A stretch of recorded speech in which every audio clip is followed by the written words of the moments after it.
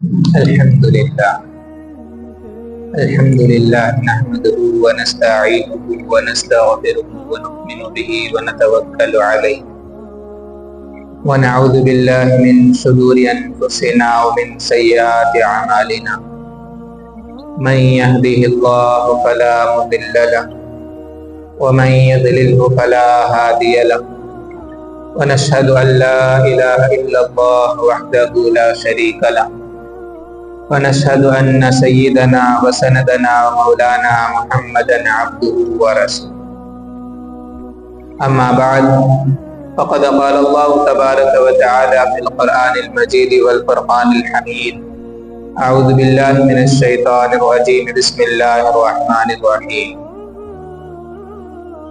نحن نقص عليك أحسن القصص بما أوحينا إليك هذا القرآن وإن كنت من قبله لمن الغافلين إذ قال يوسف لأبيه يا أبت إني رأيت 11 كوكبا والشمس والقمر رأيتهم لي ساجدين صدق اللہ العظیم۔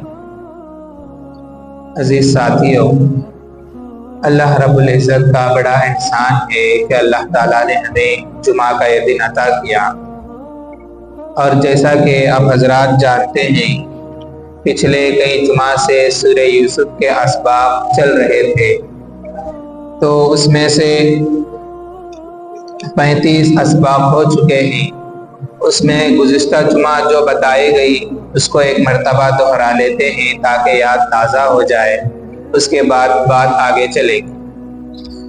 نمبر 21 یہ ہے کہ دین نے صحت افزا مقابلوں کی اجازت ہے، یعنی جس کے اندر بدنی طاقت ہو ایسے مقابلوں کی اجازت دین کے اندر ہے۔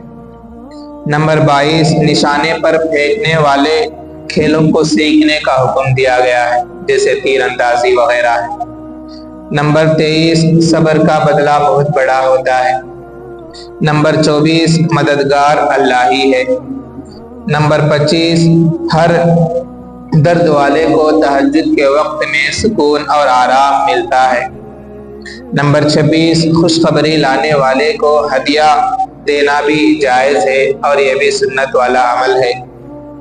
نمبر 27 حسن ظاہر اللہ کے یہاں، یعنی خوبصورتی اللہ کے یہاں کوئی قیمت نہیں رکھتی ہے۔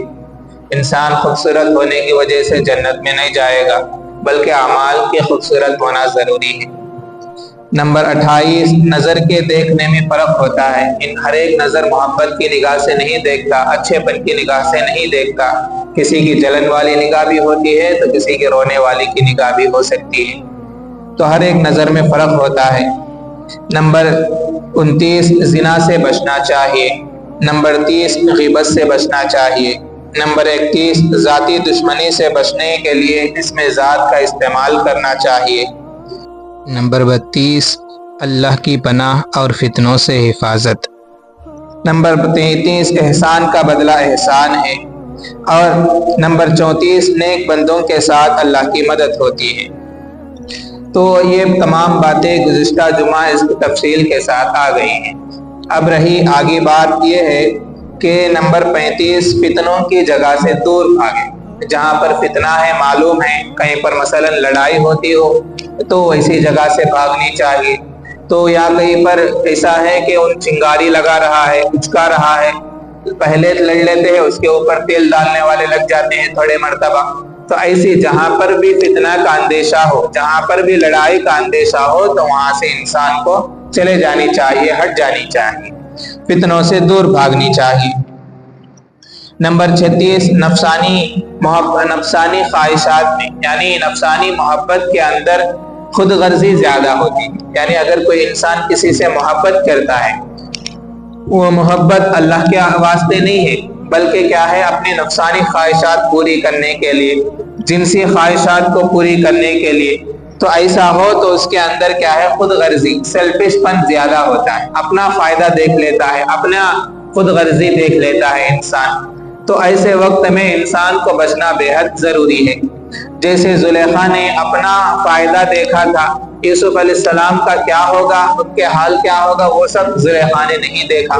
تو اس طرح وہ اس کی نفسانی خواہشات تھی، تو اسی طرح انسان کے نفسانی خواہشات کے اندر محبت کا نام لے کر خود غرضی انسان کے اندر آ جاتا ہے، سیلفش پنا انسان کے اندر آ جاتا ہے، تو اس سے بھی بچنے کی ضرورت ہے نہ۔ اور اسی طرح نمبر 37، نقصان کے اندیشے کے وقت دوسرے کی غلطی کو ظاہر کر دیا جا سکتا ہے، یعنی کہیں پر ہمارے عزت پر نقصان ہو رہا ہو یا کہیں پر ہمارے مال کا نقصان ہو رہا ہو تو اس وقت دوسرے کی غلطی کو ظاہر کیا جا سکتا ہے۔ مثلا کسی نے چوری کیا، وہ ہمیں معلوم ہے، اب وہاں پر ہم کھڑے ہونے کی وجہ سے تہمت ہمارے اوپر آ رہا ہے، تو اس وقت اس کا سامنے والے کا فال کھول دے سکتے ہیں کہ بھائی اس نے چوری کی ہے، میں نہیں کیا۔ جیسے یوسف علیہ السلام کے پیچھے زلیخا پڑ گئی تھی، یوسف علیہ السلام بھاگ رہے تھے تو اچانک کیا ہوا، بادشاہ سامنے آ گیا، حاکم مصر سامنے آ گیا، تو یوسف علیہ السلام نے فوراً کہہ دیا کہ میں نہیں، ان غلطی کر دی۔ تو یہاں پر ان کے یوسف علیہ السلام کے عزت کا نقصان ہونے والا تھا، تو یوسف علیہ السلام نے فوراً بتا دیا کہ میں نے غلطی کری سو انہیں۔ تو اس طرح، تو اس لیے ایسے حالات اگر ہوں جہاں پر ہمارے عزت کا نقصان ہو سکتا ہو، ہمارے مال کا نقصان ہو سکتا ہو، تو وہاں پر دوسروں کی غلطی کو ظاہر کر دینا کوئی غلط بات نہیں ہے، کوئی غلطی کی بات بھی نہیں ہے اور گناہ کی بات بھی نہیں ہے۔ اور اسی طرح، اور یوسف علیہ السلام کو جب یوسف علیہ السلام پر الزام کا اندیشہ ہو تو ایک بچے نے گواہی دی تھی، چھوٹے بچے نے، یعنی جو دودھ پیتا بچہ تھا وہاں پر موجود تھا، اس نے گواہی دے دی تھی۔ تو یہ چھوٹے بچے جو بچپن کے اندر بات کیے ہیں وہ 4 لوگ ہیں۔ نمبر 1 کیا ہے، فرعون کے باندی کا لڑکا، جب فرعون کی باندی اور فرعون کی بیٹی کو کنگھی کر رہی تھی تو اس کے ہاتھ سے کنگھی چھوٹ کر نیچے گر گیا، تو اس پر اٹھاتے وقت کہا موسیٰ کے رب کا نام لیا، موسیٰ کے رب کے نام سے اس نے کنگھی اٹھائی، یعنی اللہ کے نام لے کر اس نے کنگھی اٹھائی۔ تو فرعون کی بیٹی نے کہا کیا تم میرے باپ کو خدا نہیں مانتے؟ تو اس نے کہا تمہارا باپ تو انسان ہے، میں کیوں مانوں؟ تو اس وقت فرعون کو بیٹی نے بتا دیا، تو فرعون نے کیا کیا، اس کے وہ باندی کے 2 بچے تھے، ایک دودھ پیتا بچہ تھا، ایک 2-4 سال کا بچہ تھا، تو وہ بچے کو تیل کے اندر ڈال دیا، تو وہ دیکھ رہی تھی۔ اتنے میں پھر عورت کو کہا کہ مجھے فرعون نے کہا مجھے خدا مانو، تو پھر وہ عورت ماننے کے لیے تیار نہیں، تو اس وقت فرعون نے کیا کیا، چھوٹے بچے کو بھی آگ میں ڈال رہا تھا، تو اللہ تعالیٰ نے اس وقت اس بچے کو، چھوٹے سے بچے کو بولنے کی طاقت اللہ تعالیٰ نے دے دی، تو وہ بچہ بولنے لگا کہ ماں مت گھبراؤ، اللہ کے نام کے لیے صبر کرو، تو بچہ بولنے والا بنا۔ تو ایک بچہ یہ ہے جو چھوٹے بچپن میں بات کرنے والے، جو یعنی 1 سال چند مہینے کے جو بچے ہوتے ہیں، بچہ بات نہیں کرتا، لیکن یہاں پر وہ بچہ بات کرنے والا بن گیا تھا۔ ایک بچہ تو یہ ہے۔ دوسرا بچہ جو جریج ہے، جریج کی گواہی دی۔ بنی اسرائیل کے اندر ایک اللہ والے تھے، ان کا نام جریج ہے، تو وہ بہت زیادہ عبادت کر رہے تھے۔ تو ایک مرتبہ نماز میں تھے، تو ادھر سے ان کی والدہ، ان کی امی نے آ کر کہا، ان کے نام لے کر پکارا، جریج بول کر 3 مرتبہ انہوں نے پکارا، ان کی والدہ نے۔ تو جریج رحمت اللہ علیہ کچھ جواب نہیں دیے۔ تو ایک دن ہوا تو ماں واپس چلے گئی، پھر دوسرے دن آئی، پھر پکاری، تو اس وقت بھی نماز میں تھے۔ تو پھر تیسرے دن آئے، تیسرے دن بھی آ کر اسی طرح وہ نماز میں تھے اور وہ 3 مرتبہ پکاری، اور جب ماں کو غصہ آ گیا تو انہوں نے کہا کہ جب تک تیرے اوپر زنا کا الزام نہ آئے جب تک یہ موت نہیں آئے گی۔ یہ ماں نے بددعا غصے میں دے کر چلی گئی۔ تو اس کے بعد وقت ایسا گزرا کہ چند لوگوں نے کیا کیا کہ ان سے جو جلن والے ہوتے ہیں، یعنی جو اللہ والا انسان اچھا انسان ہوتا ہے تو اس پہ جلنے والے اور حسد کرنے والے دشمن زیادہ ہوتے ہیں، تو اسی طرح ان کے واسطے بھی کچھ لوگ جلنے والے جو تھے، انہوں نے کیا کیا، ایک پلاننگ بنایا۔ ایک عورت کو انہوں نے پیسے دے کر اس بات پر ابھارا کہ تم کسی بھی طرح ان کو راضی کر لو زنا کرنے کے لیے، یا نہیں تو کسی بھی طرح ان کے گھر کے اندر گھس جاؤ، باقی کا معاملہ ہم سنبھال لیں گے۔ تو اس کے بعد اس نے جا کر عورت جا کر جریج رحمت اللہ علیہ کے پاس گئی، ان کو اکسانے کی کوشش کی، ان کو زنا کی طرف مائل کرنے کی کوشش کی، تو وہ جھکنے والے نہیں تھے، کچھ بھی ان کی بات نہیں چلی، عورت کی بات نہیں چلی، تو وہاں سے چلی گئی۔ جا کر ایک بکریاں چرانے والا تھا، چرواہا، اس کے ساتھ اس نے زنا کر لیا، اس کے ساتھ بچہ پیدا کر لیا۔ पैदा कर लेने के बाद जब बच्चा दूध पीता बच्चा बाहर आ गया, पैदा हो गया, तो उस वक्त औरत दावा करने लगी कि ये जरीज का बच्चा है, उसने मेरे साथ जिना किया है। तो इस तरह उसने तोहमत लगाई। तो जरीज रहमतुल्लाह अलैह के बारे में सब समझते थे कि अल्लाह वाला है, अच्छा आदमी है। अब यहाँ देखे तो उसने गलती कर बैठा है, ऐसा क्या हो गया है। तो लोग आ गए, पहले उनके झोपड़ी को गिरा दिया, उनको डांटने लगे, मारने लगे, उल्टी सीधी बातें करने लगे, क्योंकि तहकीक लोग करते नहीं, फौरन फैसला कर देते हैं। तो इसी तरह उन लोगों ने भी किया है। तो उसके बाद जरीज रहमतुल्लाह अलैह ने पूछा कि क्या हुआ है। तो उन्होंने कहा कि तुमने इस औरत के साथ जिना किया है और ये बच्चा पैदा हुआ है। तो उन्होंने कहा अच्छा 1-2 मिनट टाइम दो मुझे। तो उसके बाद उन्होंने 2 रकात नमाज पढ़ी। नमाज पढ़ने के बाद अल्लाह से दुआ किया और दुआ करने के बाद उस बच्चे से पूछा कि बच्चे तेरा बाप कौन है। तो उन्होंने वो बच्चा बात करने लगा कि मैं फलाना चरवाहा मेरा बाप है। तो इस तरह अल्लाह बच्चे, छोटा बच्चा जो बात यानी दूध पीता जो बच्चा बात करने वाला, ये दूसरा बच्चा है। तीसरा बच्चा जो ईसा अलैहिस्सलाम है, जो जब उनके लोगों ने उनके माँ पर मरियम अलैहिस्सलाम पर उल्टी सीधी बातें करने लगे, तेरा बाप ऐसा नहीं, तेरा अम्मा ऐसी नहीं, तो ऐसा कैसा करी, वो ये बोलकर बात करने लगे, तो ईसा अलैहिस्सलाम फौरन बोल पड़े कि मैं अल्लाह का बंदा हूँ और अल्लाह ताला ने मुझे रसूल बनाकर भेजा है और मेरे ऊपर तौरात किताब, इंजील किताब को अल्लाह ताला ने उतारा है। ये ईसा अलैहिस्सलाम ने उस मौके पर उन्होंने बात की थी। तो ये तीसरा बच्चा। चौथा बच्चा जो यूसुफ अलैहिस्सलाम की गवाही देने वाला है। तो ये 4 बच्चे थे। तो 4 बच्चे थे। उसके बाद ये बच्चा कुछ मुद्दत के बाद जब यूसुफ अलैहिस्सलाम इस मिस्र के गवर्नर या बड़े हाकिम बन गए थे, मिस्र के जब बड़े बन गए, तो वो बच्चा यूसुफ अलैहिस्सलाम के पास आया। आकर जब यूसुफ अलैहिस्सलाम 60 साली का जमाना गुजर रहा था, तो यूसुफ अलैहिस्सलाम तमाम लोगों को खाने के लिए चावल, गेहूं, जो भी बांटना था, खाने की चीजें बांट रहे थे। तो उस वक्त एक बच्चा आया और कहने लगा कि मुझे और चाहिए। तो उन्होंने कहा अगर तुम्हें और सबको जितना मिलता है उतना ही तुम्हें भी मिलेगा। तो जो बांटने वाले थे उन लोगों ने कहा कि अगर तुम्हें और भी ज्यादा चाहिए तो यूसुफ अलैहिस्सलाम के पास जाओ, वो दे देंगे। तो बच्चा यूसुफ अलैहिस्सलाम के पास गया और कहा कि मुझे गल्ला और चाहिए, मुझे खाने की चीजें और चाहिए। तो यूसुफ अलैहिस्सलाम ने कहा अच्छा भाई इसे डबल दे दो। तो उन्होंने कहा, बच्चा कहा नहीं मुझे और चाहिए। तो यूसुफ अलैहिस्सलाम ने कहा सबके बराबर देते हैं, फिर भी तुम्हारे वास्ते और भी ज्यादा बढ़ाकर दे दिए, तो तुम और भी मांगते हो, क्या मसला है। तो बच्चा कहने लगा कि मैं कौन हूं, अगर आपको बता देता तो आप खुशी से और भी ज्यादा दे देंगे।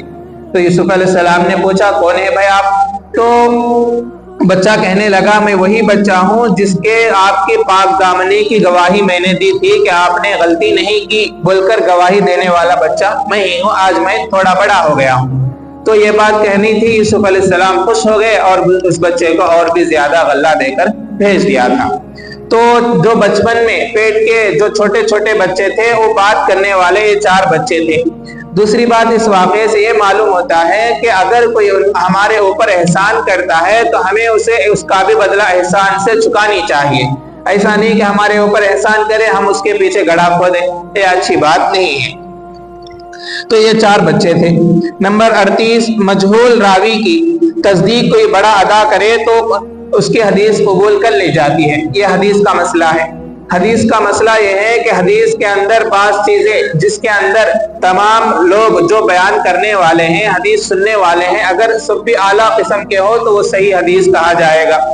अगर उसके अंदर यानी अल्लाह के नबी को या सहाबी को या है ना जो बयान हदीस बयान करने वाला है, इन दोनों के दरमियान अगर गैप आता है तो उस हदीस को नहीं लिया जाता, उसको नीचे कर दिया जाता है, तो हदीस आला क्वालिटी का नहीं होता है। तो ये हदीस की बहुत बड़ी लंबी बहस होती है। तो ये कभी मौका होगा तो तब तफसील के साथ बात आएगी तो तब समझ में आएगी। लेकिन सबक नंबर 38 ये है कि अगर कोई हदीस है, उस हदीस को दूसरी हदीस भी वैसे ही अल्फाज बता रही है तो उस हदीस को कबूल कर लिया जाएगा। नंबर 39, मुखलिस बंदे की इज्जत की हिफाजत अल्लाह ताला खुद फरमाते हैं। अगर कोई इंसान बंदा मुखलिस है तो अल्लाह ताला खुद उसकी हिफाजत फरमाते हैं। तो नंबर 29 ये है। नंबर 40वां सबक ये है, औरतों का फितना बड़ा फितना होता है। यानी औरत जब फितना करने पर आ जाए तो उसके फितने को कोई भी संभाल नहीं सकता है। تو یہ فتنے سے بچنا بہت ہی زیادہ ضروری ہے۔ اگر وہ اکسانے پر آئے، کسی کو لڑائی لگانے پر آئے تو اسے کوئی ہرا نہیں سکتا، اگر وہ بچانے کے لیے آئے تو کوئی بھی اس کو روک نہیں سکتا۔ عورتوں کا فتنہ بڑا ہوتا ہے۔ نمبر 41، نوکروں کو گھر کی باتوں سے الگ رکھنی چاہیے۔ گھر کے اندر جو نوکر ہوتے ہیں ان نوکروں کو گھر کی باتوں سے الگ رکھنی چاہیے۔ کیوں فرمایا کہ جیسے کہ زلیخا کے جو واقعہ ہوا، یوسف علیہ السلام کا اور زلیخا کا جو واقعہ ہوا، وہ صرف 3 لوگوں کو معلوم تھا، 3 یا 4 لوگ، ایک تو یوسف علیہ السلام، دوسرا زلیخا، تیسرا حاکم مصر یعنی زلیخا کے شوہر جو تھے وہ، اور جو چھوٹا بچہ، یہ لوگ ہی وہاں پر موجود تھے، ان لوگوں کو ہی یہ بات معلوم تھی۔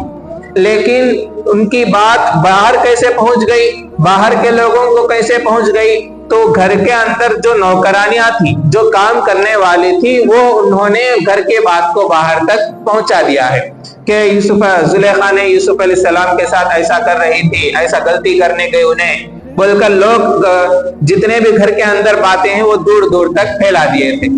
تو اس طرح گھر کے اندر کی باتیں جو پھیلانے والے ہوتے ہیں اکثر وہ نوکر ہوتے ہیں، اس لیے گھر کے جو بھی معاملات ہوتے ہیں ان معاملات سے نوکروں کو دور رکھنا بہت ہی زیادہ ضروری ہے۔ دوسرا کیا ہے کہ آئندہ کا جو پلان ہے وہ بھی نوکروں کو نہیں بتانی چاہیے۔ نیکسٹ پلان ہمیں کیا کر رہے ہیں، نیکسٹ ہمارا قدم کیا ہے، چاہے وہ گھر کے معاملات کے اندر ہو، چاہے ہم کہیں پر ٹور جانے کا پلان ہو، چاہے یا گھر میں کچھ خریداری کا معاملہ ہو، جو بھی معاملہ ہو وہ گھر کے نوکروں کو نہیں بتانی چاہیے، اس سے بڑا نقصان ہو سکتا ہے۔ اگر بتا دیا کہ گھر کو آج نہیں رہے، فلانے دن ہم لوگ گاؤں کو جاتے ہیں بول کر، اگر گھر کے نوکروں نے کسی دوسرے کو بتا دیا، اب وہ اگر چور چکار ہو، کچھ غلط کرنے والا ہو تو اس وقت چوری ہو سکتی ہے یا کچھ غلط ہو سکتا ہے گھر کے اندر، تو اس طرح۔ تو اس لیے ہمارا نیکسٹ پلان کیا ہے، چاہے وہ گھر خریدنے کے بارے میں ہو یا کوئی گھر کے اندر چیز خریدنے کے بارے میں ہو، سونا خریدنے کے بارے میں ہو، کہیں ٹور پر جانا ہو، جو بھی چیز ہو، گھر کے پلانز، گھر کی باتیں تو نوکروں کو نہیں بتانی چاہیے۔ نمبر 3، گھریلو جھگڑے بھی نوکروں کو نہیں معلوم ہونی چاہیے۔ گھر کے اندر مرد جورو لڑ لیتے ہیں تو وہ باتیں نوکروں کو نہیں معلوم ہونا، ورنہ کیا ہوگا، تمہاری عزت روڈ پر رہے گی۔ کس سے معلوم ہوگا؟ یہ نوکریں جا کر بتا دیں گی کہ چاہے وہ مرد مانا ہو یا بیک ہو، وہ گھر میں کبھی لڑ لے مرتے رہتے، انہوں مرد جورا اصل ایک جگہ رہتے نہیں، انہوں باتیں کر لیتے نہیں، وہ ایسا جا کر الٹی سیدھی باتیں وہ نوکریں باہر والوں کو بتا دے گی، تو اس سے تمہاری ہی عزت جانے والی ہے۔ تو اس لیے گھر کے معاملات جو ہے وہ پلان بھی نوکروں کو نہیں بتانا، ساتھ ساتھ گھر کے اندر جو کچھ کمی جھگڑے وغیرہ ہو میاں بیوی کے، وہ بھی نوکروں کو نہیں بتانی چاہیے۔ نمبر 42، کسی کا عیب ظاہر ہو تو ہنسنا منع ہے، یعنی کسی کا عیب ظاہر ہو گیا، مثلا کوئی آدمی جا رہا تھا، لنگی اکھڑ کو نیچے گر گیا، تو اب وہ عیب ہے تو اس کو دیکھ کر ہنسنا نہیں چاہیے۔ اسی طرح کوئی آدمی پات دیا تو خود کے اندر وہ بیماری ہے، ہر ایک انسان پات مارتا ہے، تو اس کو دیکھ کو ہنسنا، ایسی چیزیں جو خود کے اندر عیب ہے تو دوسرے کے اندر بھی پایا جاتا ہے، تو ایسے چیزوں کو دیکھ کر ہنسنا بھی منع ہے، ایسے چیزوں کو دیکھ کر ہنسنا نہیں چاہیے۔ کسی کو اسی طرح کوئی انسان مصیبت میں ہے، اس کو بھی دیکھ کر نہیں ہنسنی چاہیے۔ کوئی انسان مصیبت پریشانی میں ہے تو اس وقت دیکھ کر نہیں ہنسنی چاہیے، تو ہمیں چاہیے کہ اگر کوئی انسان مصیبت میں ہے تو دعا پڑھنی چاہیے، الحمدللہ الذی عافانی مما ابتلاک بہ وفضلنی علی کثیر ممن خلق تفضیلا، یہ دعا پڑھنی چاہیے کہ اللہ تعالیٰ کا بہت بڑا احسان ہے کہ اللہ تعالیٰ مجھے اس مصیبت سے بچا دیا۔ اور اس کا ایک فائدہ یہ ہوگا کہ اگر کوئی انسان یہ دعا پڑھتا ہے کسی کو مصیبت میں دیکھ کر، تو اللہ کے نبی فرماتے ہیں یہ انسان اس مصیبت میں نہیں پڑتا۔ مثلا سامنے والا انسان کوئی بیماری ہے، مثلا ایکسیڈنٹ ہو گیا ہے، اس کو دیکھ کر میں کیا کیا، دعا پڑھ دیا، الحمدللہ الذی عافانی مما ابتلاک بہ وفضلنی علی کثیر ممن خلق تفضیلا، یہ دعا میں نے پڑھ دیا تو اس میں یعنی وہ ایکسیڈنٹ، ایسی ایکسیڈنٹ کی مصیبت میرے اوپر نہیں آئے گی، یہ دعا پڑھنے کی وجہ سے۔ تو اس طرح وہ دعا پڑھنے سے اللہ تعالیٰ کا شکر بھی ادا ہو جائے گا اور ساتھ ساتھ ویسی مصیبت سے ہمارے لیے نجات بھی مل جائے گی۔ نمبر 40 پر 3، بزرگوں کی غلبہ حال کی باتوں کی تعویل کرنی چاہیے، یعنی کسی بزرگ سے کوئی بات ہے، وہ بات ہے نا غلبہ حال کی وجہ سے انہوں نے بتا دیا، جو شریعت کے خلاف ہو یا مسئلے کے خلاف ہو، ایسی باتیں یا بھول چوک یا کسی بزرگ سے ہو گئی تو اس وقت ان کی تعویل کر دینی چاہیے، ایسا نہیں ایسا بول کو رہتے ہم سنیا کو رہتا ہے، مثلاً کسی انسان نے کہہ دیا کہ نماز میں ہنسے تو وضو نہیں ٹوٹتا، حالانکہ نماز کے اندر زور سے ہنسے تو وضو ٹوٹ جاتا ہے، تو یہ تو مسئلہ ہے۔ انہوں نے کسی گمان میں یا کوئی خیال میں بتا دیا کہ نہیں ٹوٹتا بول کر جواب دے دیے، تو اس وقت اس بات کی تعویل کرنی چاہے، ویسا کیسا نہیں، انہوں کیا کی بول کر تو کیا کی سن کو رہتا لے، سیدھا سنانی کیا کی۔ اس طرح جیسے بچے آ کر بڑے آدمی کی شکایت کرتے ہیں تو ماں باپ کیا کرتے ہیں، انہوں ویسا بول کو رہتے نہیں، تو چلٹا سن کو رہتا لے، چھوڑ بول کر جس طرح تعویل کرتے ہیں، تو اسی طرح کوئی اللہ والے کوئی بزرگ انسان ہو، ان سے کچھ غلطی ہو جائے یا کچھ چوک ہو جائے تو اس کی تعویل کرنی چاہیے۔ اور نمبر 40 پر 4، گناہ چھوڑنے میں نیت اللہ کی رضا کی ہو۔ اگر کوئی انسان گناہ کو چھوڑ رہا ہو تو اس وقت نیت کیا ہے، اللہ کی رضا ہونا یہ ضروری ہے، اللہ کا رضا ہونا مقصود ہونی چاہیے۔ اور گناہ چھوڑنے والے یعنی جو انسان گناہ چھوڑتا ہے، جیسے کہ حدیث کے اندر اللہ کے نبی صلی اللہ علیہ وسلم نے فرمایا، بخاری کی حدیث ہے کہ ایک مرتبہ 3 لوگ جا رہے تھے تو راستے میں غار کے اندر تیز بارش ہوئی، تو تیز بارش کی وجہ سے بچنے کے لیے غار میں چھپ گئے۔ تو ان تینوں نے 3 لوگ تھے، تو غار کے منہ پر اچانک بڑا پتھر آیا، اس کو ہٹانے کی کوشش کی، نہیں ہٹا، تو ان لوگوں نے 3 لوگوں نے کیا کیا، اللہ کے واسطے دعا کرنے لگے، اور ہر ایک نے مشورہ کیا کہ بھائی ہر ایک آدمی اپنی اپنی کوئی نیک عمل پیش کر کے اللہ کے سامنے دعا کرو تاکہ یہ چٹان ہٹ جائے۔ تو اس میں سے ایک آدمی نے کہا کہ اللہ میں بکریاں چراتا ہوں، تو ایک مرتبہ میں بکریاں چرا کر آیا، میرے ماں باپ اس وقت پانی مانگے تو میں جا کر پانی لے کر گیا، تو اتنے میں وہ سو گئے اور میں صبح تک اسی حال میں کھڑا رہا، تو انہوں نے پانی پی لیا، اس کے بعد میرے واسطے دعا دی۔ تو اس طرح ایک آدمی نے کہا، دعا کی، کیا اللہ اگر وہ نیکی تیرے یہاں قبول ہے تو اس پتھر کو ہٹا دے، تو وہ پتھر ذرا سا ہٹ گیا۔ دوسرے آدمی نے کہا کہ میں بہت ہی زیادہ عیاش قسم کا انسان تھا، تو میرے چاچا کی بیٹی سے بہت زیادہ مجھے محبت تھی، تو ایک مرتبہ وہ آئی کسی ضرورت کی وجہ سے، تو میں نے کہا کہ میری خواہش پوری کرو، میں تمہارے لیے پیسوں کا انتظام کرتا ہوں، ضرورت کو پورا کرتا ہوں۔ تو بیٹی، وہ چاچا کی بیٹی جو تھی وہ مجبور تھی، اس وجہ سے اس نے کیا کیا، مان لیا۔ جب میں اس سے زنا کرنے کے لیے آگے بڑھا تو فوراً اس نے کہا کہ اللہ سے ڈرو، یہ بات کہی تو میں فوراً وہاں سے اڑ گیا۔ تو اس وقت جو کام میں نے کیا ہے وہ صرف تیرے ڈر کی وجہ سے کیا ہوں، اگر وہ عمل تیرے یہاں مقبول ہے تو اس پتھر کو ہٹا دے۔ تو اس نے یہ مانگی تو وہ پتھر اور زیادہ تھوڑا ہٹ گیا۔ تیسرے آدمی نے کہا کہ میں بزنس کرتا ہوں، تو ایک آدمی نے میرے پاس اجرت لینا بھول کر چلا گیا جلدی میں، تو بعد میں میرا حال یہ ہوا کہ پورا میرا بزنس تھا لاس میں چلا گیا، آخر میں میرے پاس ایک کوڑی نہیں بچا، تو اس وقت جو اجرت کے پیسے تھے وہ میرے پاس باقی تھے، تو اس سے میں نے پھر دوبارہ بزنس شروع کیا اور بزنس اچھا پھولا پھلا، فل مالدار ہو گیا۔ مالدار ہونے کے بعد چند سال کے بعد وہ آدمی آیا اور آ کر کہا کہ چند سال پہلے میں تمہارے پاس محنت مزدوری کی، اس وقت اجرت لینا بھول گیا ہو، آج مجھے وہ اجرت کی ضرورت ہے، وہ پیسے مجھے دے دو۔ تو میں نے کہا کہ یہ تمام کے تمام پیسے تیرے ہیں، تو جتنا چاہے لے جا سکتا ہے، تو یا پورا لے جانا چاہے تو لے جا سکتا ہے۔ تو اس نے پورے کا پورا مال لے گیا۔ تو اس وقت جو کام میں نے کیا ہے وہ صرف تیری رضا کے لیے کیا ہے، وہ اگر یہ نیکی تیرے یہاں مقبول ہے تو اس پتھر کو ہٹا دے۔ ان تینوں نے اس طرح ہر ایک اپنی اپنی نیکی کو بتا کر دعا کی ہے، تو اللہ تعالیٰ نے اس پتھر کو ہٹا دیا، وہ 3 لوگ چلے گئے۔ تو یہاں پر بات یہ ہے کہ گناہ کو چھوڑنے میں ان تینوں لوگوں نے اللہ کے رضا کو مقصود رکھا ہے، تو اس وجہ سے اللہ تعالیٰ نے ان کا ساتھ دیا ہے۔ ایک تو یہ بات یہ معلوم ہوئی۔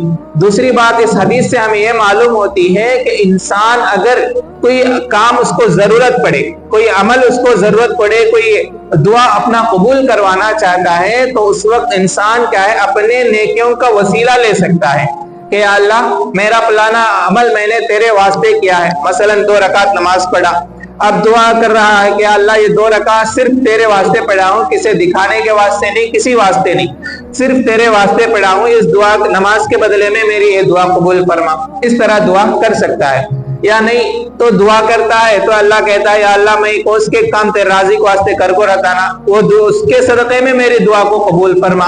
اس طرح وسیلے سے دعا کو قبول فرما بول کر دعا کے اندر انسان بول سکتا ہے۔ تو نمبر 40 پر 4 یہ ہے کہ گناہ کے چھوڑنے میں اللہ کی رضا کا ہونا مقصود ہے۔ نمبر 45 شادی کی پسند जो यानी लड़की को जो पसंद करते हैं वो दीन की बुनियाद पर करनी चाहिए। शादी के वक्त लड़का जो पसंद करता है तो 3 वजह से करता है। अल्लाह के नबी फरमाते हैं कि 3 वजह से, एक या तो खानदान की वजह से, दूसरा माल की वजह से, तीसरा खूबसूरती की वजह से।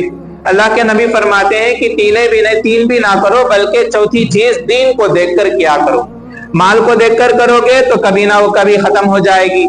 अगर तुम खूबसूरती को देखकर करोगे तो चंद सालों के अंदर वो बूढ़ी हो जाएगी। खानदान को देखकर करोगे, कोई एक गलत कर लिया तो पूरे खानदान को मिट्टी में मिल जाता है इज्जत। तो ये 3 चीज नहीं बल्कि दीन को देखकर शादी करनी चाहिए। तो शादी के लिए जो पसंद हो तो सबसे पहली प्रेफरेंस दीन को देखनी चाहिए, बच्ची के अंदर दीनदार है या नहीं ये देखनी चाहिए। नंबर 46, गुनाह के छोड़ने के लिए माहौल का छोड़ना भी जरूरी है। यानी अगर कोई इंसान गुनाह छोड़ना चाहता है तो उसके वास्ते माहौल का होना भी जरूरी है। माहौल नहीं है तो इंसान गुनाह छोड़ नहीं सकता। जैसे कि हम लोग देखते भी हैं कि हमारे बहुत सारे साथी जमात में जाकर चिल्ला लगाकर आते हैं। जब आते हैं तो एकदम आला, हर वक्त 5 टाइम नमाज पढ़ते हैं, अच्छा तकवा और तहारत उनके अंदर मौजूद होता है। लेकिन क्या है, माहौल सही ना होने की वजह से चंद महीने के बाद फिर बिगड़ जाते हैं।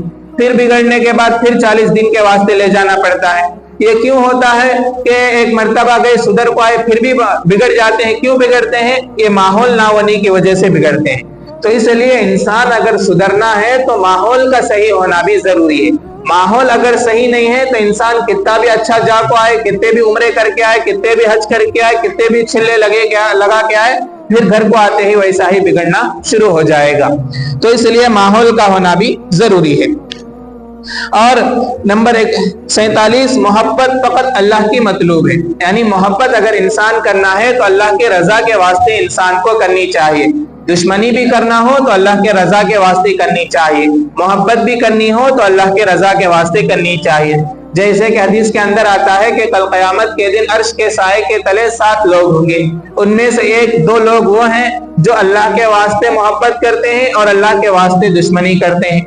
तो ये 7 लोगों अर्श का साया अल्लाह ताला कल क़यामत के दिन उनको अता फरमाएगा। नंबर 48, सोहबत का फर्क। यानी सोहबत के हर इंसान सोहबत का असर लेता है। जैसे कि अल्लाह के नबी फरमाते हैं कि दोस्त अपने दोस्त के मजहब पर होता है। यानी अगर दोस्त अच्छा है तो ये इंसान भी अच्छा होगा, दोस्त अगर खराब है तो इन भी खराब बनता चला जाएगा। तो दोस्त का असर इंसान पर बहुत ज्यादा होता है। 2 चीजें ऐसी हैं जिसका इंसान इनकार नहीं कर सकता। नंबर 1 क्या है? मौत। इसका कोई भी इंसान इनकार नहीं कर सकता कि मैं कब भी मरता नहीं बोलकर कोई भी इंसान इनकार नहीं कर सकता। नंबर 2 क्या है? सोहबत का असर। दोस्त का असर सामने वाले पर, फ्रेंड पर जरूर पड़ता है, चाहे वो अच्छा हो चाहे बुरा, जरूर उसके ऊपर असर करता है। इसलिए इंसान को चाहिए कि अच्छे दोस्तों को इंतखाब करनी चाहिए। नंबर 49, ख्वाब की ताबीर पूछने में भी एहतियात बरतनी चाहिए। एहतियात जरूरी है। यानी ख्वाब की ताबीर अगर लोगों से पूछना है तो उस वक्त एहतियात की बेहद जरूरी है। किन किन लोगों से ख्वाब की ताबीर नहीं पूछनी चाहिए? नंबर 1 क्या है? औरतों से जाकर ख्वाब की ताबीर, यानी रात में इसने ख्वाब देखा, सुबह में उठकर अपनी बीवी से ख्वाब की ताबीर पूछता है, तो ये पूछना दुरुस्त नहीं है। नंबर 2 बेदीन लोगों से, यानी सामने वाला इंसान क्या भी मालूम नहीं, दीन के बारे में मालूम नहीं, दुनिया के बारे में मालूम नहीं, तो ऐसे इंसान से ख्वाब की ताबीर पूछता है, तो ऐसे लोगों से भी नहीं पूछनी चाहिए। नंबर 3 जाहिलों से, यानी जो अनपढ़ है, ऐसे लोगों से भी ख्वाब की ताबीर नहीं पूछनी चाहिए। नंबर 4 अपने दुश्मन से। हमें मालूम है कि इन रोक मरता सो आदमी को, फिर भी जाकर उसे मैं रात को ख्वाब देखा बोलकर उसे जाकर बोलता है, उससे क्या हो रहता है इसका मीनिंग बोलकर उसे पूछता है, तो ऐसे लोगों से ख्वाब की ताबीर नहीं पूछनी चाहिए। और पूछना है तो किसे पूछे? नंबर 1 आलिम दीन से पूछनी चाहिए, जो उसको कुछ ना कुछ दीन का इल्म हो, उससे ख्वाब की ताबीर पूछ सकते हैं। नंबर 2 दोस्त है, हमें मालूम है कि 100% हमारे बारे में दूसरा को बोलता नहीं, हमें उसके ऊपर 100% भरोसा है, ऐसे इंसान से भी ख्वाब की ताबीर पूछ सकते हैं। नंबर 3 अच्छे अखलाक वाला है, अच्छे आदात वाला है, अच्छे अखलाक वाला है, तो ऐसे इंसान से भी ख्वाब की ताबीर पूछ सकते हैं। तो ख्वाब के ताबीर के अंदर भी कुछ बातें और भी हैं, और भी बहुत सारी बातें हैं ख्वाब के बारे में। इंशाअल्लाह आइंदा जुमे को इसके बारे में तफसील से बात आएगी। اللہ تعالیٰ کہنے سننے سے زیادہ عمل کرنے کی توفیق عطا فرمائے۔ وما علیہ الا البلاغ۔